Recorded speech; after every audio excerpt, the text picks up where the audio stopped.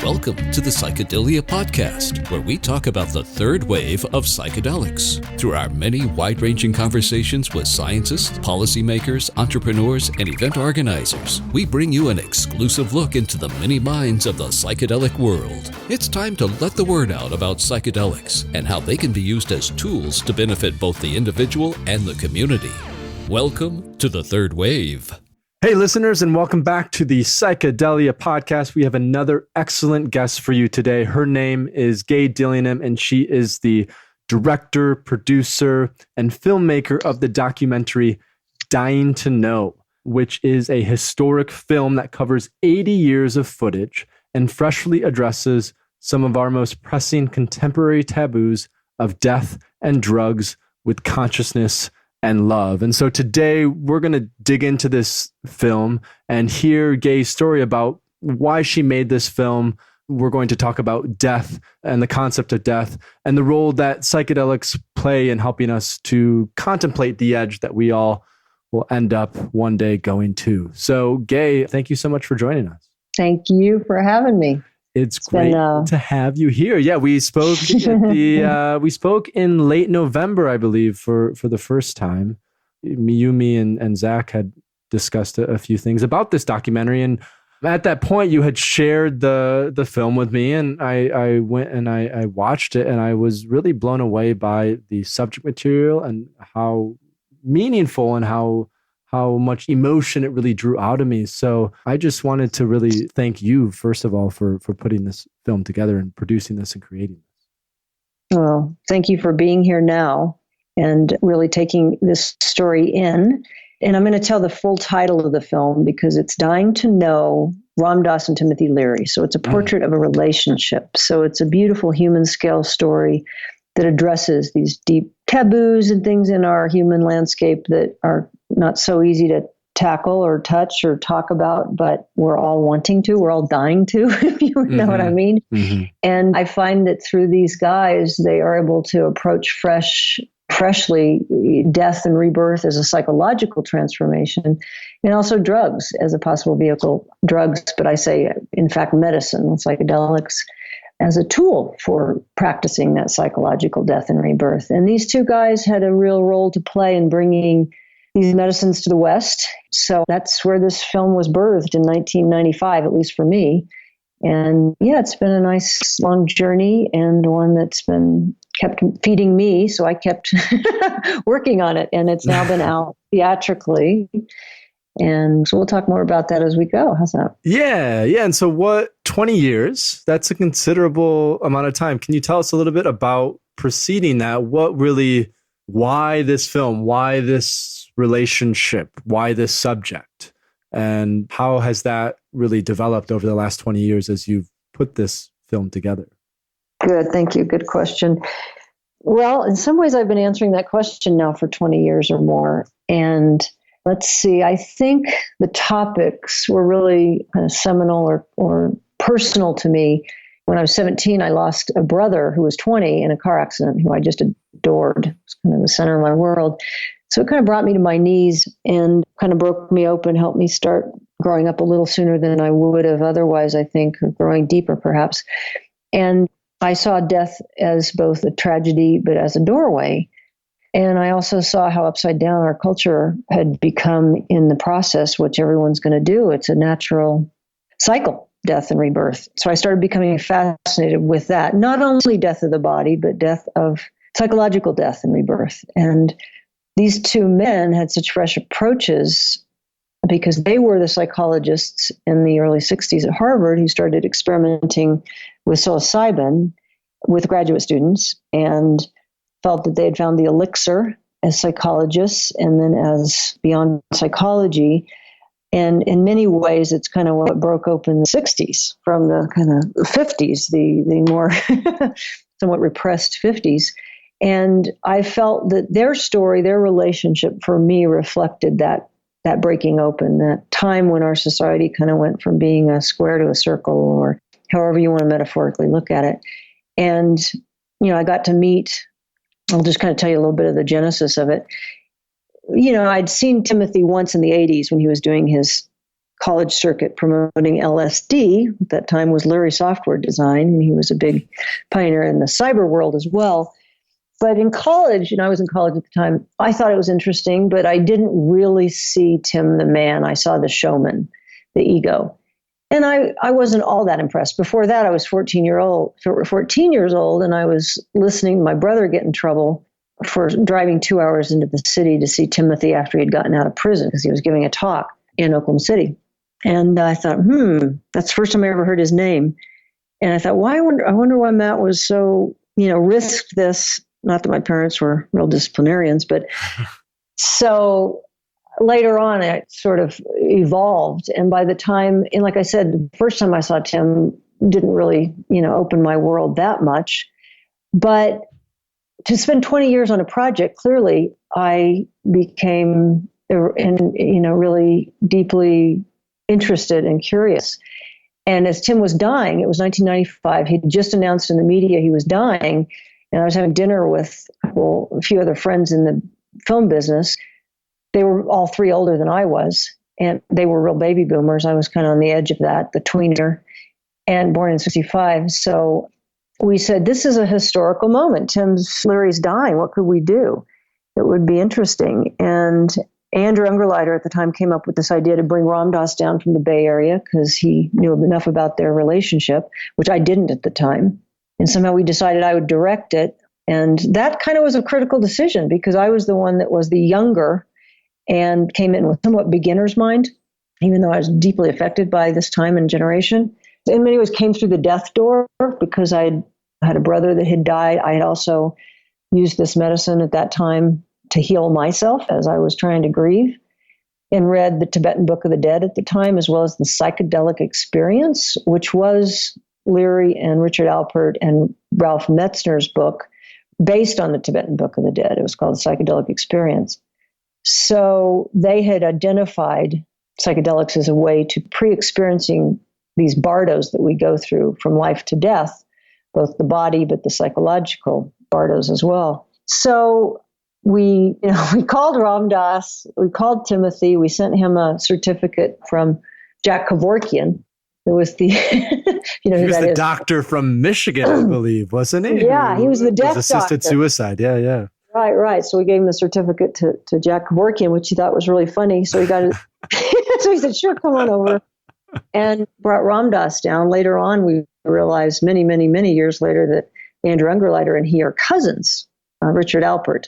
So in the end, I ended up making kind of a big family movie here, but very intimate and yet very universal in some ways. So that first conversation that we put together, which was in Tim's living room between Tim and Ram Dass, was really just a conversation between old friends. And I had given Ram Dass questions that I wanted him to cover. But my goal actually as director at that time was taking the lead from them with their real understanding and promotion of set and setting. So the set I wanted to create was just comfortable, not controlling. So we literally set them up, put the cameras up, and then tried to disappear so that they could just have their moment. And I think that worked very well. On the other hand, the first time I went into the editing suite, it was like, oh my God, what have I done? It's just like anarchy. There's so much interruption. There's nowhere to cut. But in the end, there was a beautiful, beautiful matrix. It just took a little while to find it. So the portal of the film is their relationship. And I keep using the yin yang as a symbol because in some ways, they're the symbol of the mind, the archetype of the mind speaking and conversing with the archetype of the heart. And as Ram Dass said to me not too many years ago when I used that metaphor, he said, oh, but Tim had such a big heart as well, because we were using Tim as the archetype of the mind and Ram Dass and Richard as the archetype of the heart. So he reminded me that Tim had a big heart, as he did, because seeing him on his deathbed was beautiful. He was vulnerable, he was intelligent, humorous. So I felt like for the first time I really got to see the man, Timothy Leary, not just the showman. And then Ram Dass, of course, is not just the heart. He had a very strong intellect. And once he had his stroke in 1997, had a 10% chance of survival, he really stepped into, well, he always had been, but a real kind of spiritual teacher for a generation, but now he's also reaching into a whole new generation through the cyber sphere. And he, like I said, 10% chance of survival, and he's been in a wheelchair now 20 years. The average that somebody's in a wheelchair before they die is like 5 or 6 years. Wow. So he's beaten all odds, and he's just this incredible human being that has, just in the time I've known him, since 95, I guess, watched an incredible evolution of his soul and spirit. And he has practiced unconditional love, I think, so long in his life that he's living in that state pretty consistently, even though he's in pain and has all the other mortal bodily realities and things. He's a real model for all of us. You know, I think one thing that struck me and probably struck our listeners as well is I'd like to hear just more about the experience of being with Ram Dass and Timothy Leary that first time for you.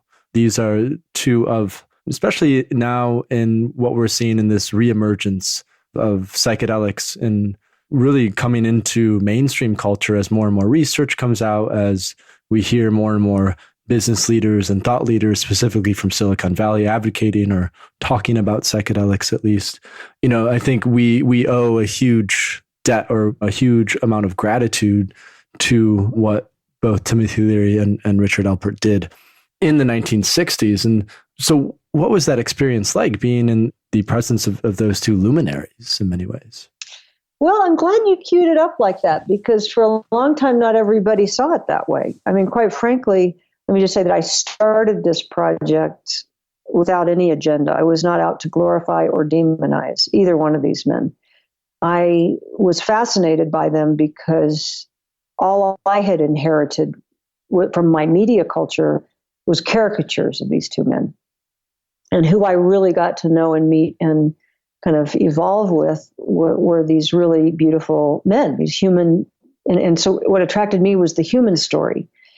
And for many, I saw, you'd go to a lot of these conferences, or I did, and scientific conferences on psychedelics. And for a long time, Timothy Leary, it was almost like the blanket statement at the beginning of any lecture by a scientist said, if it wasn't for Timothy Leary having ruined it for all of us, the research would not have gotten shut down for 35 years, right? So I thought, well, that's interesting. How could one person really have done and it was the scapegoat model. Mm-hmm. And I really started feeling how dangerous that was. And Tim played a certain role for sure. He really felt he'd found the elixir and wanted to be the cheerleader of these substances. And yes, he was naive what was going to happen, the kind of backlash. And he did early on fluctuate between these two poles, which was, for the sake of explanation, Aldous Huxley was more on the side of, this is for the shaman class, the intellectuals, the artists. It's not for everyone. And then the Allen Ginsberg kind of side of the equation was democratize it, put it on the streets. It's for everybody. And I know Tim went back and forth with those two points of view. And ultimately, it was out, and it was going to be out. And you couldn't keep this genie in the bottle anymore. And in many ways, because it was so out, even the government alone estimates 28 million people in our country have done psychedelics, which is a huge number, really, if you think about a generation. And it means that there is that consciousness now out there.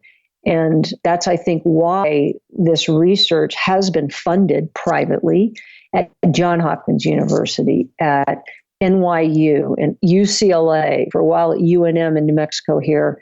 And the research, beautiful long feature that came out in New York Times December 1st with the NYU studies using psilocybin for end-of-life anxiety as well as alcohol addiction.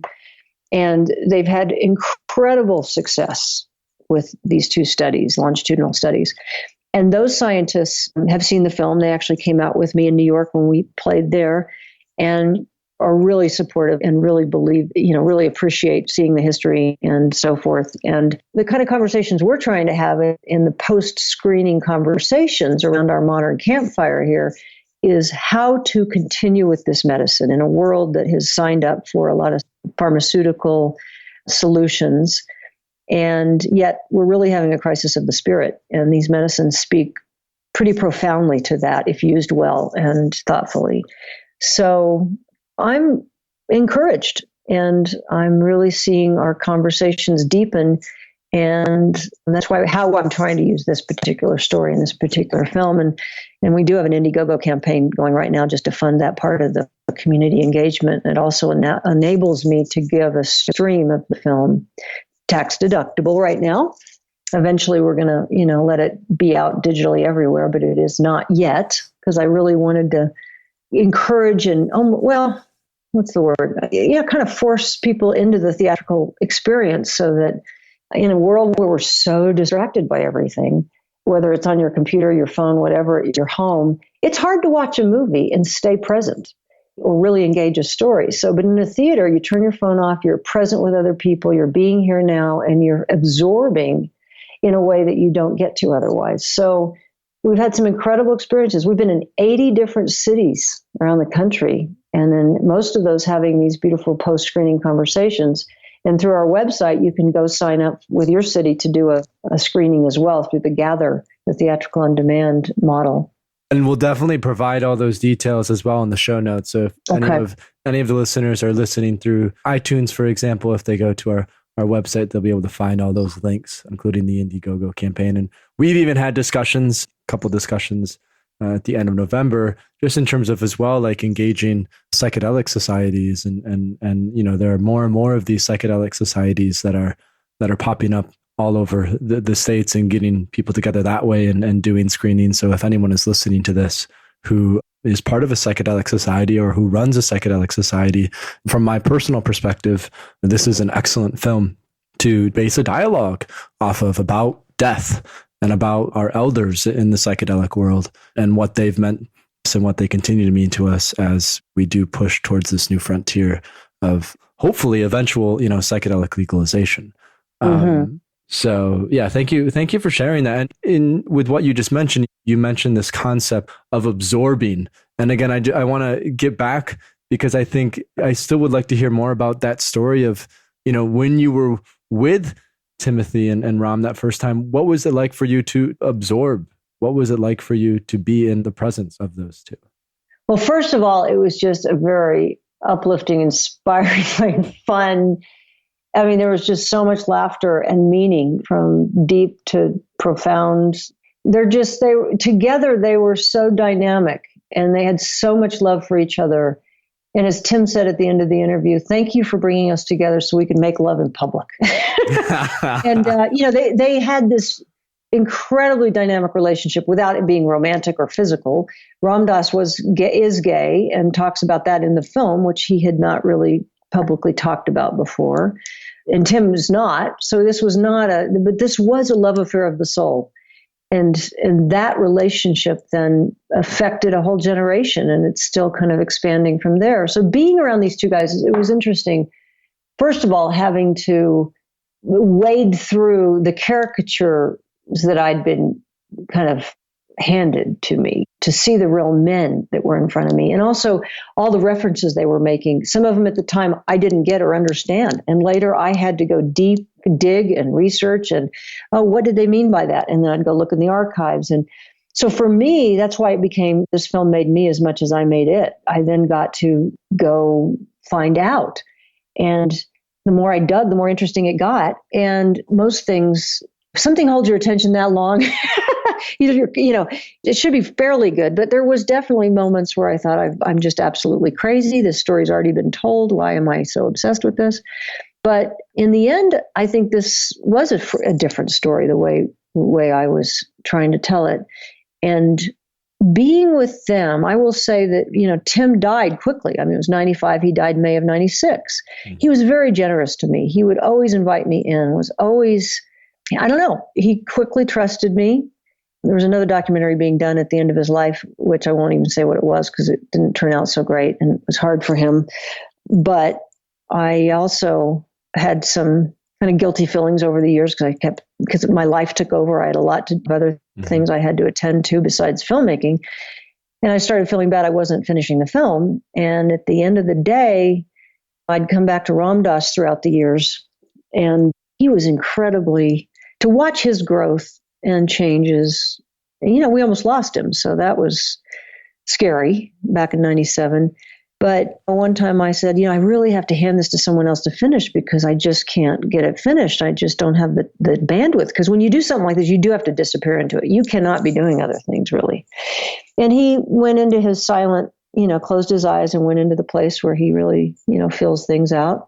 And he opens his eyes and looks down at me from the wheelchair and he says, "You'll finish it one day." Because he knew more than I even that it was mine to finish. And so I really appreciated that trust and that confidence. And I think also because it took so long, it's a different film than it would have been if I would have finished it even 10 years ago or 15 years ago. So, and I had to grow up with the film too, and with these two, and with them, and keep learning. So I don't recommend as a business model. Taking 20 years to produce a film, no. But sometimes things have to marinate. They have their own time. It wasn't like I was working on it. Obviously, I wasn't. I set it down for a lot of years and I'd just come back to it. But why I came back to it is, I think, what in the end for me is interesting. I did a lot in the environmental world. I was in charge of environmental regulation and consumer protection for the state of New Mexico for 8 years and managed some of the most comprehensive greenhouse gas regulations in the country. Dealt with nuclear weapons issues, traveled to North Korea twice, and I get to ask each of these kind of interesting characters and luminaries that question. So, yeah, and it is a challenging question, and it's one that I deal with, and it's one that I think every single human deals with. And as we spoke about before, our culture and the culture that we live in, the society that we live in, hasn't really given us the appropriate tools, obviously, to deal with that question, because we live in such a materialist, reductionist world. We live in a world where the sense of mystery and the sense of awe and the sense of not knowing is even a taboo in itself to some degree. The drugs is the other side of that equation, i.e. the medicine. And if these medicines can alleviate our fear, we're not controlled. Right. And that's why this period, these drugs now and then were so threatening. And what Tim was really advocating, think for yourself, question authority. This is when soldiers across the world in Vietnam were starting to say, "Hey, this is my brother. I don't want to kill him. I don't buy this anymore." And it really started unraveling our nation state paradigm of why we were even going to war. And Timothy was put in prison. He was probably the first casualty of this current drug war. And he testified to Congress in 1966, which was a really fascinating footage, which is also in the film. And you can see at that moment why the clash of culture and this 50s culture absolutely not understanding what he was trying to describe through a psychedelic session. And it's not the only way to get there. I mean, there's other ways to get there, meditation and just life, to get to that place where you actually know that we are all one. So if you die, where do you go? Who knows? But that was a very pivot point in history. And the drugs played a big part, because for the first time, there was a huge population, the boomers, and they weren't being controlled. And they were starting to think for themselves. And Timothy was a spokesperson and an authority as a professor in his 40s that was needed to, as his son Zach Leary said, to be put in prison for your ideas. It's pretty, you got to really have some powerful ideas, right? Yeah. Some influential ideas. Absolutely. Yeah. And so what has, from your perspective, in doing this film and just from your work as, like you said, working with the environment for so long, what has changed in today's world to make some of these conversations happen that were so clamped, down on in the late 60s and early 70s? Why do you think we're seeing this reemergence now of psychedelics? Yeah, it seems to me, and I'm trying to figure this out. I mean, I think we're all shocked by this current regime change and where we've headed with our politics in this country. And yet it's also not surprising. I mean, I grew up in Oklahoma, and not a single county went to Obama in the 2000 during those elections. Mm-hmm. So I go back and forth, and I have somewhat of a real love and sympathy and understanding of mid-America. And it's scared. We're changing fast. We're saying climate change. We've got to get out of fossil fuels. We've got to move forward. And we're changing people's lifestyles. And the fear factor, I think, was bigger than the rest of us understood. And I also do a lot of dream work, and I think the shadow has been here, and this might be our opportunity to integrate shadow, because you can't integrate until it becomes revealed and you can see it. So I'm hopeful in that way. I'm also pretty terrified at how much damage we can do fairly quickly. So I understand why the voters rebelled between both the Democrats and the Republicans in this election. But people, we have got to get involved. We've got to jump in. We've got to participate. And this is not a dress rehearsal. And can you kind of, when we had our call and when I talked to you in late November, you had mentioned the shadow side, and I've read a little bit of Carl Jung, and he talks about this concept of individuation, which is integrating that. But can you just explain a little bit more, about the shadow side? What is the shadow side, and what does that mean to integrate the shadow side? Well, I think, I'm no expert, but the way I understand it, it comes in our dreams. It's that character that may be chasing you that you don't turn around to look at. It's just something that's chasing you. It's the unknown. It's the thing that is in your subconscious that is driving you, but you don't know what it is. That's personal, but we have collective shadow too. We have societal shadow. And I think that partly because we haven't been listening to each other truly listening to each other is why this particular election surprised many people. And I think an obvious kind of the shadow reared its ugly head too in the Hitler Nazi period. And when you start demonizing the other and scapegoating the other, which is what we're doing now, that's when we start down a path of real danger, and our children are even mimicking what they're hearing now on the TV and speaking out against their classmates, whether they're Hispanic or Black or white or, So we are definitely in some dangerous territory. And because we're voicing it and it's out there, it gives us the opportunity to address it. And it's going to have to be at all levels of society and all levels of family and in our own psyche, as well as our politics.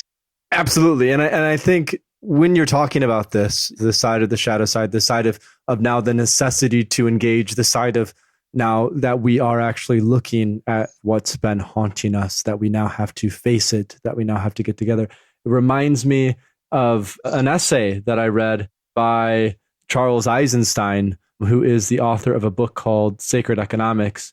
And I'll just read the first few paragraphs here.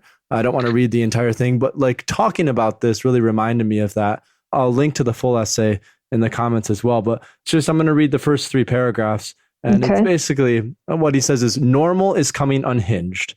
And this is, of course, in reference to this was on November 10, 2016. Mm-hmm. So normal is coming unhinged. For the last 8 years, it has been possible for most people, at least in the relatively privileged classes, to believe that society is sound, that the system, though creaky, basically works, and that the progressive deterioration of everything from ecology to economy is a temporary deviation from the evolutionary imperative of progress. The Clinton presidency would have offered 4 more years of that pretense. A woman president following a Black president would have meant to many that things are getting better. It would have obscured the reality of continued neoliberal economics, imperial wars, and resource extraction behind a veil of false progressive feminism. Now that we have, in the words of my friend Kelly Brogan, rejected a wolf in sheep's clothing in favor of a wolf in wolf's clothing, that illusion will be impossible to maintain. The wolf, Donald Trump, will not provide the usual sugarcoating and the poison pills the policy elites have foisted on us for the last 40 years.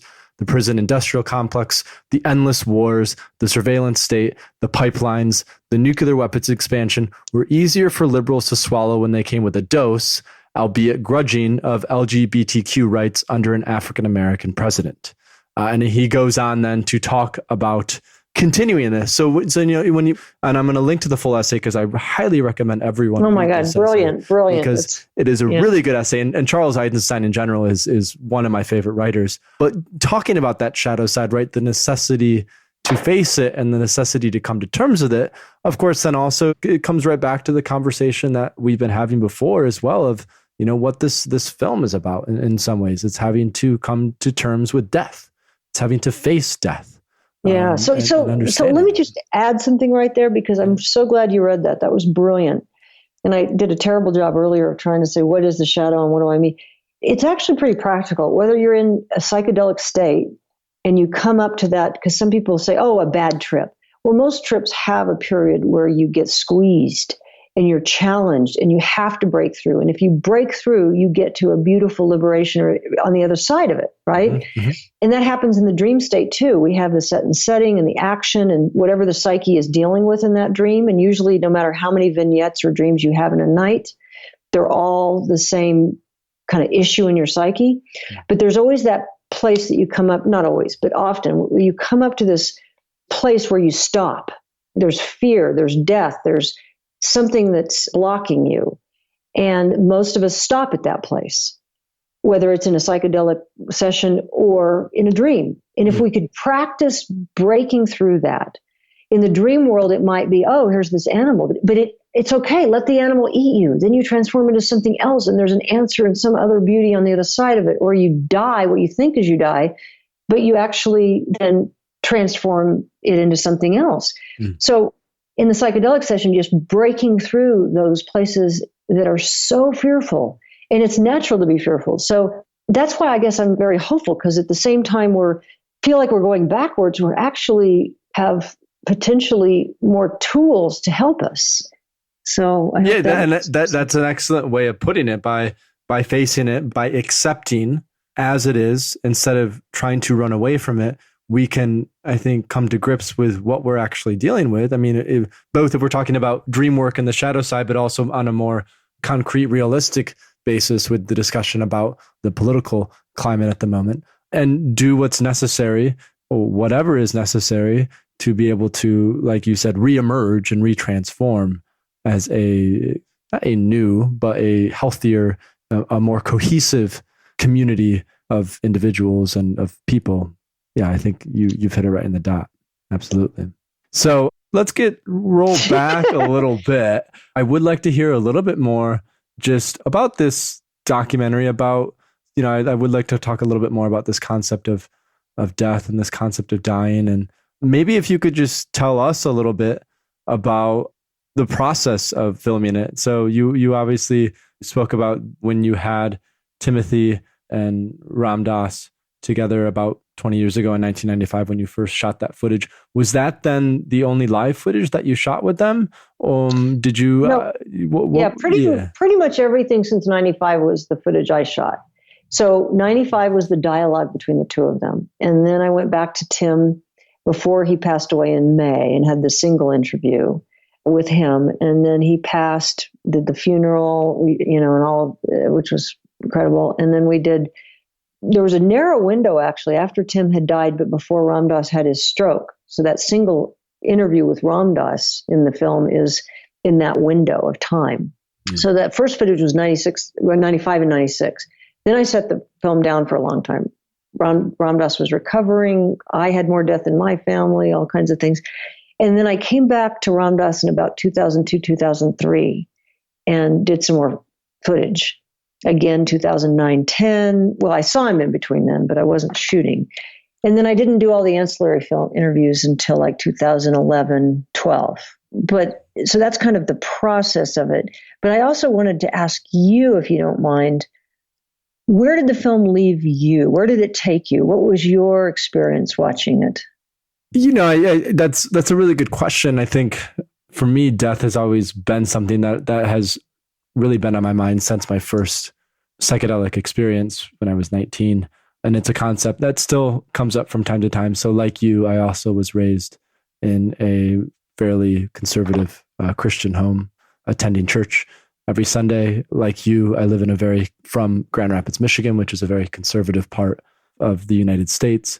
So this concept of death was always taught with it from a Christian perspective, which was the sense of heaven and hell and the sense of sin, repentance, and whatnot. And so with that first psychedelic experience that I had, it obviously shifted my thoughts on it dramatically.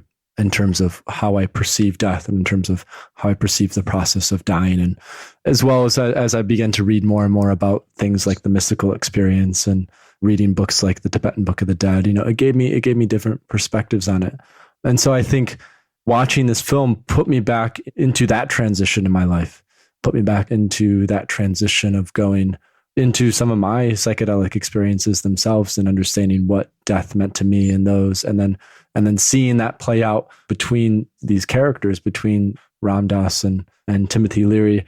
It brings up a lot of emotion, and it brings up a lot of difficult questions, and it brings up a lot of like engagement. And for me, it was just a really, really stunning, beautiful way to contemplate again, have, like you mentioned, a time and a place where I was completely focused. And in this film, to really think about, I guess, from my perspective, what death means to me. And I think contemplating that and having space to contemplate that is one of the most powerful things that we can do as humans. And so I think that was for me. It brought me back to my first experiences.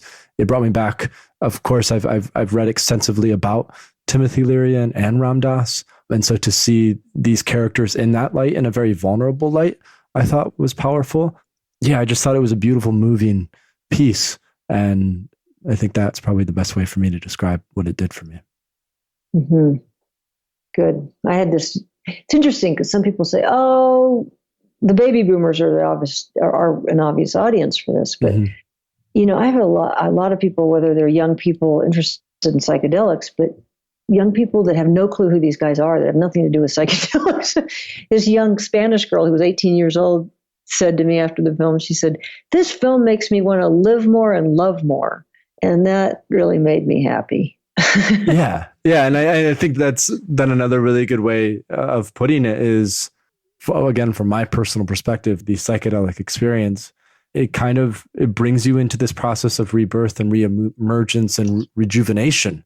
And again, I think for me, it's specifically been because, as we talked about before, this concept of breaking through the fear of death, of breaking through to kind of going into the mystery and the awe and understanding what that means and coming out on the other side with this renewed sense of energy and rejuvenation for life. And so I think that's great. What else have people told you about it? I think that's another great thing that I'd like to know. What else have people told you about the film? How have people been moved by the story that you have told? The other piece that really means a lot to me is when we go into cities, sometimes I will see the same face come back. Like, didn't you just see this last night? So I've had people see 2, 3, and 4 times, without much time in between. So they keep coming back to watch it, which is a wonderful thing because they tell me that they get something different out of it every time they watch it. So there's multiple layers to it because it's a contemplative film. We have also opened film series like the Meditative Life film series up in New York at the Film Center there, and the Buddhist Film Festival in Amsterdam. And so that's wonderful that it can be repetitive. I've had people say they really want to watch it when they're close to their own dying, or they want to show it to someone that is either dying or tending to helping someone they love to die, to help that midwifing through that rites of passage. So, I mean, in essence, a lot of what I care about and why I focused on these particular things in this film is because we don't do a good job in our culture of rites of passage. And by missing that, I think we have a somewhat perverted relationship to drugs, because that's, young people, that's a rites of passage. If you don't do it consciously and well, it's pushing the envelope, which is really what rites of passage is. And it's good to have guidance. And then the other more obvious rites of passage is the end of life passage. And we don't do that very well either. We're getting better at it. We have more hospice available and more soul-centered kind of options. But it's still lacking. There is, and I'm glad that we had kind of talked about or touched on this earlier in the conversation, but this lack of ritual, this lack of initiation that we have, this lack of acceptance that we have in our culture. Joseph Campbell he has written extensively. He was the preeminent writer on anthology, at least from a Western perspective. And he did these interview series, The Power of Myth. Have you watched this with Bill Moyers, PBS? Yeah, I love him. Okay, yeah, they're phenomenal. And Joseph Campbell mentions, in these interviews how the reason we see so many ills in society today is because of this lack of ritual and this lack of initiation and this lack of creating spaces for people to come to terms with. In his specific case, he was talking about being a man, going from that point of being a boy into being a man, and also talking about death as well, and how, like you mentioned, drugs, they tend to be this entrance way into this sense of ecstasy and this sense of awe and this sense of reverence that our materialist, reductionist, or very scientific society has done away with. And so I think I know, it's interesting. We've gotten so literal that we've lost the magic, which means we've lost some of our human dimension. And it's interesting, we're trying to find our way back to that integration whole. And it's the poetry of life. It's the things that are the unsaid. And it's incredible that we do have these medicines. And in large part, we're also in the process of regrowing what would be our shaman or our healer or our seers and pathfinders in our society. And the movement with ayahuasca and the UDV Church having won, and the Santo Daime having won the Supreme Court, all the way through the Supreme Court unanimous decision to be able to drink the ayahuasca tea. There's a nice Nucleo church here in Santa Fe, and, it's a pretty beautiful community. So we are growing it. It's new, but it's happening. Absolutely. It is happening. I just have one more question for you, and feel free to answer this in any way you like. How did your personal experiences with these medicines influence your decision to make this film? And maybe I can't remember if we specifically addressed this or not, but did you have any, you kind of had briefly touched on it when we were talking about your experience when you were younger, but is there any really specific experience that you can think of, or that you'd like to talk about, that influenced your decision to make a film of this magnitude? Let's see. Good question. Well, I touched on this. I mentioned it earlier that when my brother died, I really was brought to my knees. And psilocybin was one of the things that really brought me back to life. And who knows what would have happened without that. A number of things happened also. So my relationship with the drug conversation is also influenced because my mother had been drinking very heavily after the end of my parents' marriage. And so I witnessed a few years of some pretty severe alcoholism. And she quit drinking 2 weeks after my brother died. So at the same time, I watched her really resurrect. And I started going, this is in the 80s in Boulder, Colorado, going to Alcoholics Anonymous and Narcotics Anonymous and really learning from incredibly beautiful people, that sensitive and beautiful people, Vietnam vets. And so I realize now, the older I get, how fortunate I was to have some of these tragedies that then became silver linings and openings. And, I was fortunate enough to have two parents that really supported and loved me and gave me a lot of freedom to be me and somehow trusted me. But I never really treated this medicine as a recreational party thing, even though it can be fun, it can be social. It was really self-exploration. And maybe because I had such a seriousness happen kind of early in my life, and I do like to have fun, and obviously, but I think relative to why I wanted to make this film with this particular content was because I realized that this idea of death, the other side of it is really love. And we really are all one. It's not just like an idea.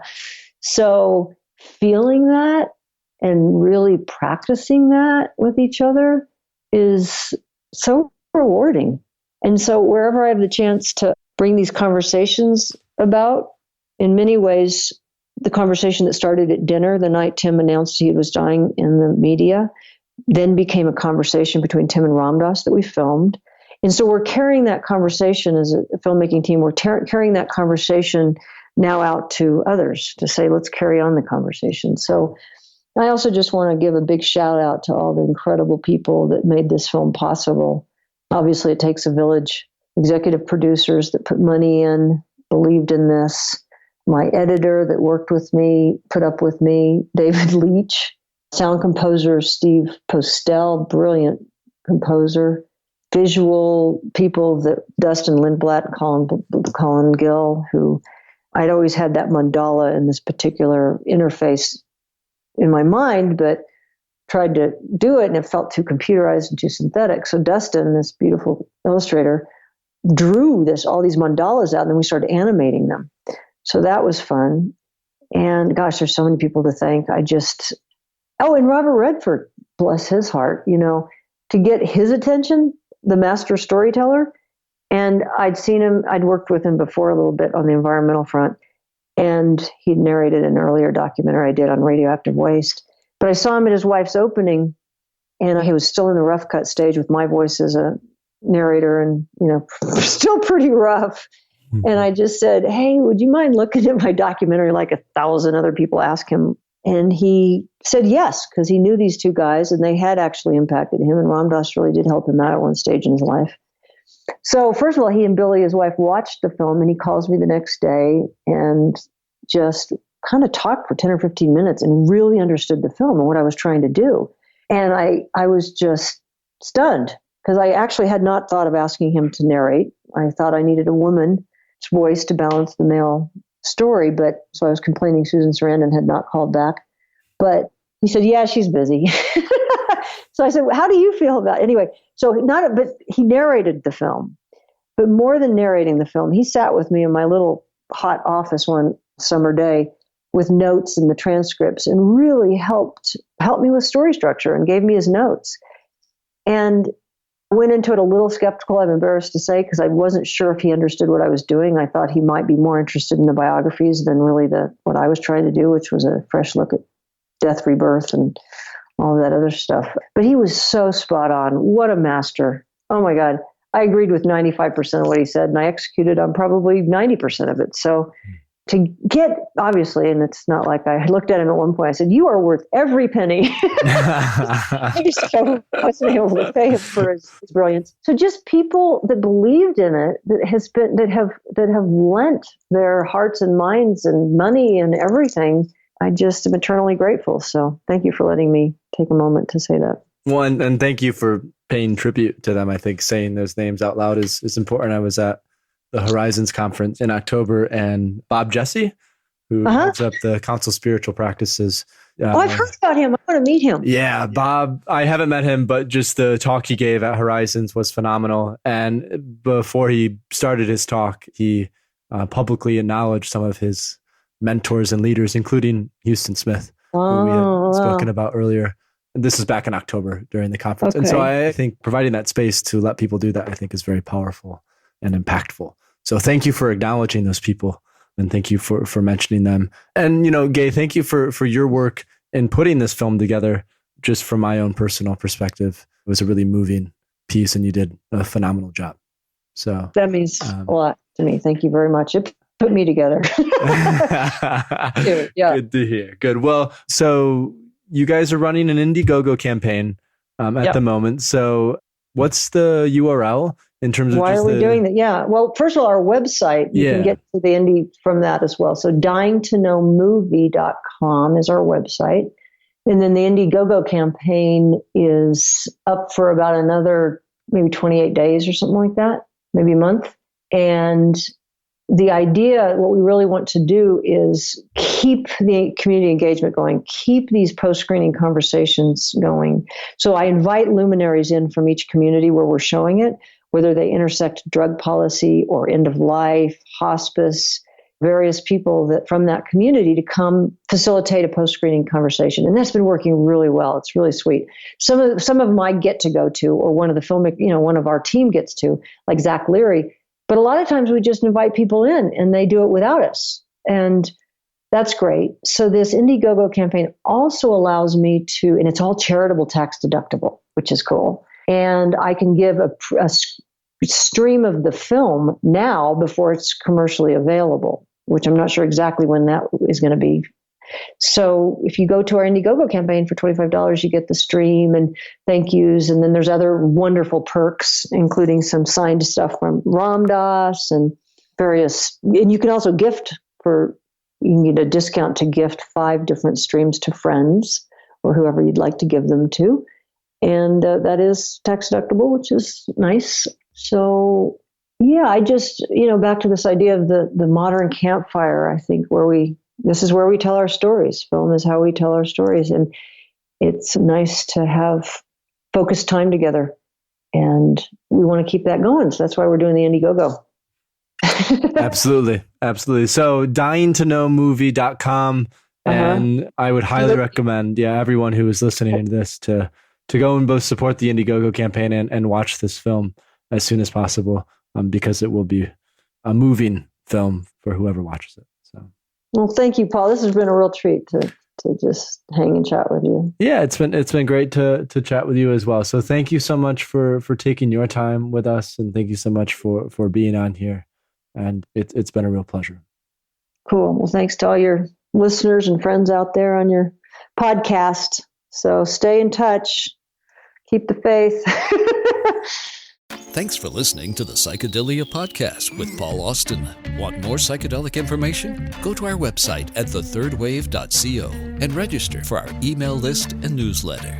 Also, please consider donating to The Third Wave via our Patreon page. Donations make this podcast possible. Psychedelics have the potential to transform lives. By donating, you enable us to continue to inform people about the benefits of these powerful substances.